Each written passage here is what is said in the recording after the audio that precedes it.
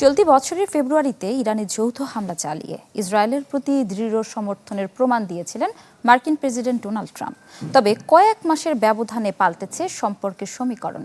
এর কিছুটা আঁচ মিলেছে মার্কিন গণমাধ্যম এক্সিওসকে দেওয়া ট্রাম্পের বক্তব্যে। ইরানের সঙ্গে ফের যুদ্ধে জড়ালে একাই লড়তে হতে পারে নেতানিয়াহুকে, এমন সতর্কবার্তা দিয়েছেন মার্কিন প্রেসিডেন্ট।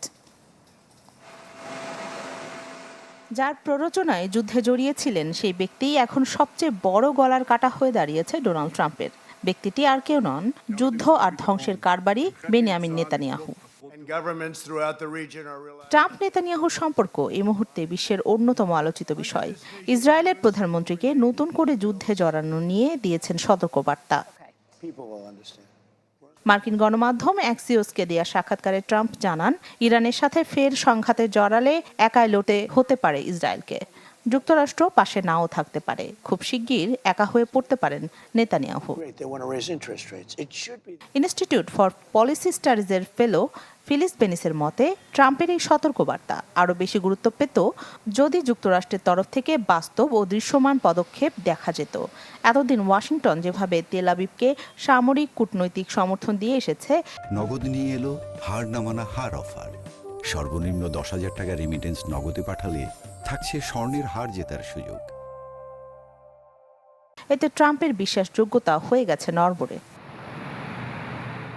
যুক্তরাষ্ট্র যদি সত্যি ইসরায়েলের ওপর চাপ সৃষ্টি করতে চায়, তাহলে শুধু বক্তব্য নয়, নীতিগত ও বাস্তব পদক্ষেপও নিতে হবে বলছেন বিশেষজ্ঞরা। নিউ ইয়র্কে সাংবাদিকদের প্রশ্নের জবাবে ট্রাম্প জানিয়েছেন, ইরানের বন্দরগুলোতে অব্যাহত মার্কিন অবরোধ চুক্তিতে পৌঁছাতে ইরানকে চাপে ফেলেছে।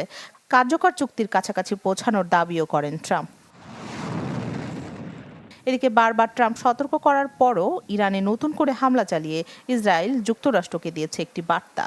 ইরানে হামলার মাধ্যমে ওয়াশিংটনকে ইসরায়েল বোঝাতে চেয়েছে, তেহরানের সাথে কোনো সমঝোতা বা চুক্তির সময় ইসরায়েলের নিরাপত্তা ও স্বার্থকে বিবেচনায় রাখতে হবে। এমনটা না হলে পরিস্থিতি জটিল করে তুলতে পারে তেল আবিব। লেবাননে ফের হামলা না চালানোর শর্তে ইরান আপাতত সংঘাত স্থগিত রাখলেও ইসরায়েল হাঁটছে আগ্রাসী পথে।